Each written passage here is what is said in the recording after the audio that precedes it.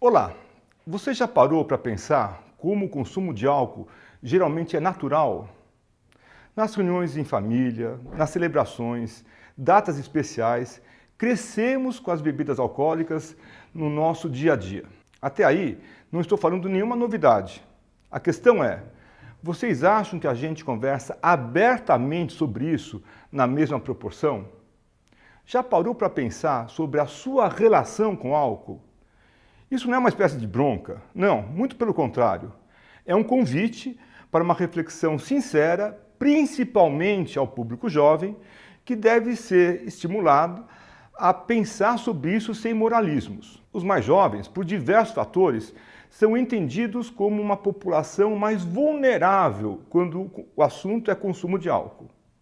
Sem informações qualificadas, espaços abertos de debate, uma relação madura com a bebida fica cada vez mais distante.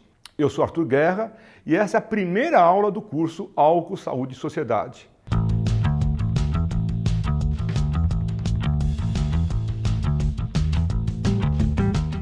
A ideia aqui é oferecer de um jeito amplo, didático e interdisciplinar informações científicas sobre as principais questões relacionadas ao impacto do álcool na saúde e na sociedade. Antes de falarmos sobre o cenário de consumo de álcool no Brasil, tema da nossa aula, começo perguntando, especialmente para quem bebe: você sabe o que está botando para dentro do seu corpo?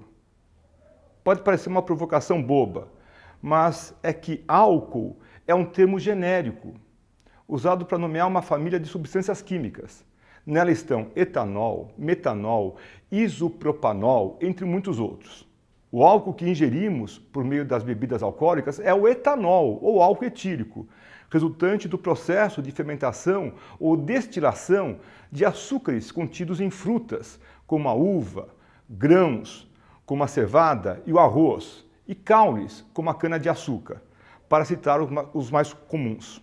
Antes de falar quais desses tipos de bebidas que você viu aqui na tela são os mais consumidos no Brasil, vamos descrever um pouquinho esses dois processos. É básico, mas não custa reforçar. A fermentação funciona assim. Alguns tipos de açúcares, entre eles glicose, frutose e sacarose, passam por uma sequência de reações químicas. Nelas, eles são quebrados ou degradados, para usar o termo da química, por uma levedura ou fermento, resultando em álcool e gás carbônico. Esse é o caminho percorrido pelo álcool até chegar na taça de vinho ou na lata de cerveja. No caso de algumas bebidas, o que resultou da fermentação passa por um processo físico chamado destilação, em que a água é separada do álcool. Como ficam mais concentradas, as bebidas destiladas são mais fortes, ou seja, tem uma porcentagem de álcool, o conhecido teor alcoólico, maior que as fermentadas. Então, sim, dá para considerar que a vodka, por exemplo, é uma bebida mais forte que o vinho, em termos de teor alcoólico. Mas, claro que os efeitos sentidos por cada pessoa dependem de diversos fatores, incluindo, obviamente, a quantidade ingerida. Não vale beber um gole de vodka em um dia, abusar do vinho no outro e depois sair dizendo, para você, vinho é mais forte que vodka. Esses dois processos, de fermentação e destilação, são práticas milenares. Estima-se que a bebida alcoólica teve origem na pré-história, com o surgimento da agricultura e a invenção da cerâmica. De lá para cá surgiram novas tecnologias, sejam manuais ou mecanizadas, mas o processo químico, em essência, é o mesmo. Há registros do consumo e produção de bebidas alcoólicas por vários povos da antiguidade, como os celtas, os gregos, os romanos, os egípcios e os babilônios. Essa é só mais uma informação que reforça o quanto é importante falarmos sobre o consumo de álcool. É uma substância que circula em diversas sociedades há eras. Bom, agora é justo você se perguntar: quem foi a primeira pessoa a ficar bêbada na história da humanidade? Isso nós não sabemos, mas o primeiro registro conhecido de um episódio de intoxicação pelo álcool surge no Antigo Testamento da Bíblia. É a embriaguez de Noé, no Gênesis. E como vocês podem imaginar, a bebida, nesse caso, foi o vinho. Se seguirmos cronologicamente a história do álcool até os tempos atuais, essa aula será enorme. Então vamos dar um salto histórico bem grande para contextualizar um pouco o álcool na sociedade contemporânea até chegar ao Brasil. Vamos para a década de 1920, período decisivo para a mudança do status do álcool e do consumo de bebidas alcoólicas no mundo. Naquele ano, os Estados Unidos decretaram a famosa Lei Seca. Ela proibia a fabricação, a venda, troca, transporte, importação, exportação, distribuição, posse e consumo de bebidas alcoólicas em solo norte-americano. Ou seja, a intenção era banir o álcool como bebida nos Estados Unidos. Para muitos especialistas, a lei foi considerada um tiro no pé. Com a substância se tornando ilegal, perdeu-se qualquer tipo de controle sobre o consumo da população. Obviamente, ela não extinguiu a circulação nem o consumo de álcool no país e ainda trouxe forte impacto negativo na economia e na saúde das pessoas, que passaram a consumir bebidas de qualidade questionável. Uma tarefa como a Lei Seca nos Estados Unidos hoje pode ser entendida como uma lição de desastre em termos de saúde pública. A medida só foi revogada em 1933. Ao longo do tempo, cada vez mais, o álcool foi sendo entendido como uma substância psicoativa, ou seja, que atua no cérebro, afetando a atividade mental. E medidas pontuais visando a prevenção de seu consumo nocivo passaram a ser tomadas. Uma delas foi a proibição da venda de bebidas alcoólicas para menores de 18 anos. Legislação adotada por vários países, incluindo o Brasil. Em meados do século XX, a percepção de que a circulação e o consumo irrestritos de álcool poderiam acarretar graves problemas sociais e de saúde começa a ser compreendida de forma mais ampla no mundo inteiro. Um exemplo dessa mudança de mentalidade é o posicionamento de organizações de saúde de grande credibilidade entre as décadas de 1950 e 1970. Podemos considerar como dois marcos importantes: a inclusão da dependência alcoólica como uma doença, constando na primeira edição do Manual Diagnóstico e Estatístico de Transtornos Mentais, conhecido como DSM-1, pela Associação Psiquiátrica Norte-Americana, e o reconhecimento, 15 anos depois, por parte da Organização Mundial da Saúde, do alcoolismo como doença, com a publicação da 8ª edição da Classificação Internacional de Doenças, a CID-8. E já que avisei que essa aula não será enorme, vamos dar outro salto histórico. Várias décadas depois, dos anos 2000 para cá, o debate público sobre os impactos negativos do consumo de álcool na sociedade tem se amplificado mundialmente, algo que é sentido também no Brasil.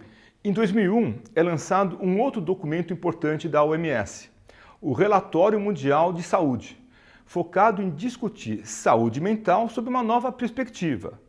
Apontava o uso nocivo de álcool como um importante fator de risco para transtornos mentais.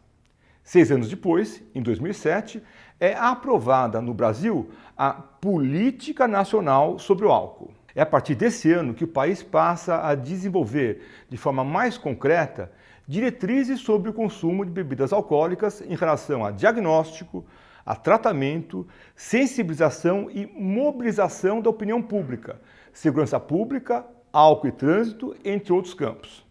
Até esse momento, o álcool estava incluído nas políticas existentes sobre drogas em geral. Com essa lei, o álcool se desvincula das demais drogas. Por ser uma substância legalizada e com regulamentação de comércio, se entendeu que era necessária a criação de uma política própria. Nos anos seguintes, a Organização Mundial de Saúde publica novos documentos com a intenção de unir esforços globalmente para a redução do consumo nocivo de álcool, por meio de elaboração de políticas e intervenções em âmbito nacional. Um deles, lançado em 2010, chama-se Estratégia Global para a Redução do Uso Nocivo de Álcool. Em outro, o Relatório Global sobre Álcool e Saúde, 2014, é estabelecida oficialmente a meta mundial de reduzir em 10% o consumo nocivo de álcool até 2025.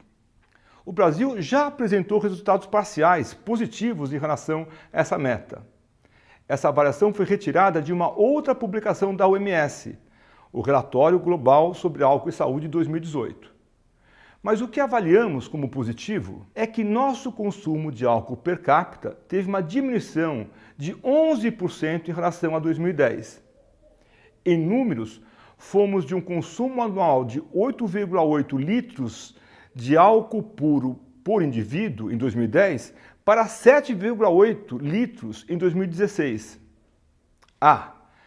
E comentei no início da aula que falaria sobre as bebidas mais consumidas pelos brasileiros. Na lista dos tipos de bebidas mais consumidas no Brasil é campeã a cerveja, com 62%, seguida dos destilados, com 34%, e o vinho, com 3%. Avançamos, mas ainda há um bom caminho a ser percorrido, com desafios importantes. Agora, para facilitar, vamos colocar aqui a linha do tempo que criamos ao longo da aula.